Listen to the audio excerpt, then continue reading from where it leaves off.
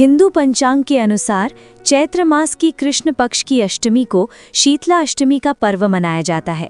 शीतला अष्टमी का त्योहार होली से ठीक 8 दिन बाद आता है। शीतला अष्टमी व्रत में जरूर सुने यह कथा, इसके बिना अधूरी मानी जाती है पूजा। शीतला अष्टमी की पूजा करते समय व्रत कथा सुनने का विशेष महत्व है। कथा के बिना पूजा अधूरी मानी जाती है। ऐसे में आप यहाँ से माता शीतला की व्रत कथा पढ़ सकते हैं। हिंदू धर्म में शीतला अष्टमी का विशेष महत्व है। धार्मिक मान्यताओं के अनुसार माता शीतला आरोग्य की देवी हैं। उनकी पूजा अर्चना करने से सभी रोगों से मुक्ति मिलती है और जीवन में सुख समृद्धि बनी रहती है। ऐसे में भक्त शीतला अष्टमी पर सच्चे मन से माता शीतला की पूजा अर्चना करते हैं और उनके नाम का उपवास रखते हैं।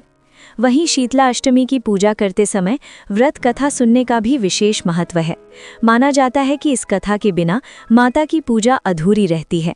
ऐसे में अगर आपने भी शीतला अष्टमी का उपवास रखा है तो पूजा के दौरान आप यहाँ से माता शीतला की व्रत कथा सुन सकते हैं। तो आइए सुनते हैं शीतला अष्टमी व्रत की कथा।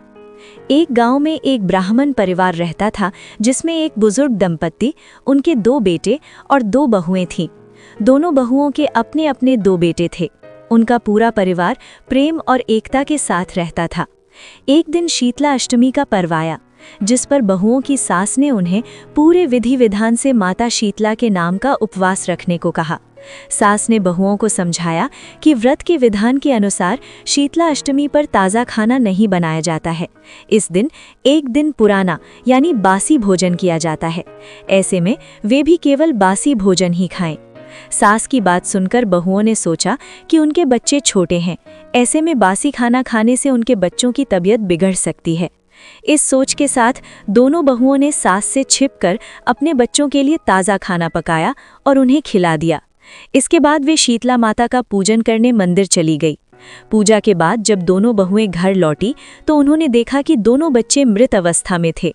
ये दृश्य देख दोनों बहुएं शोक संतप्त हो गईं और जोर जोर से रोने लगी। इस पर उनकी सास ने क्रोध जताते हुए कहा, मेरे समझाने के बाद भी तुमने शीतला माता के व्रत का पालन ठीक से नहीं किया और ताज़ा खाना अपने बच्चों को खिलाया।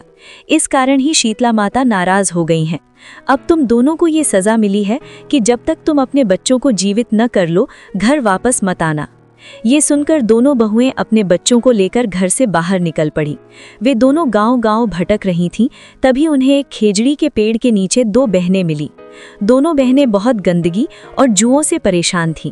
उनका दुख दोनों बहुओं से देखा नहीं गया और उन्होंने अपने दुख को भूलकर उन दोनों बहनों की मदद करने का निर्णय लिया।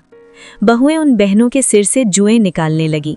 थोड़ी देर बाद उन्होंने बहनों के सिर से सारी जुएं साफ कर दी।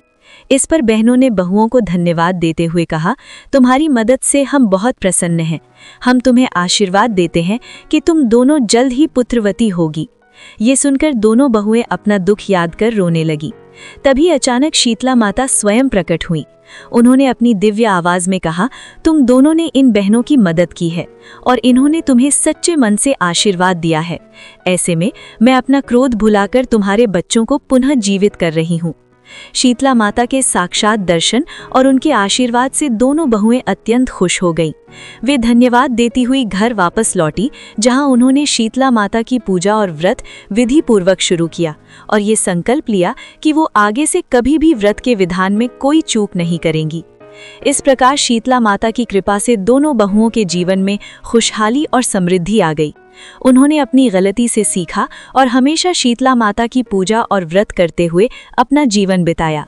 इस घटना के बाद गांव में भी शीतला अष्टमी का महत्व और श्रद्धा बढ़ गई और लोग इस दिन माता शीतला के भोग और व्रत को पूरी श्रद्धा से करने लगे।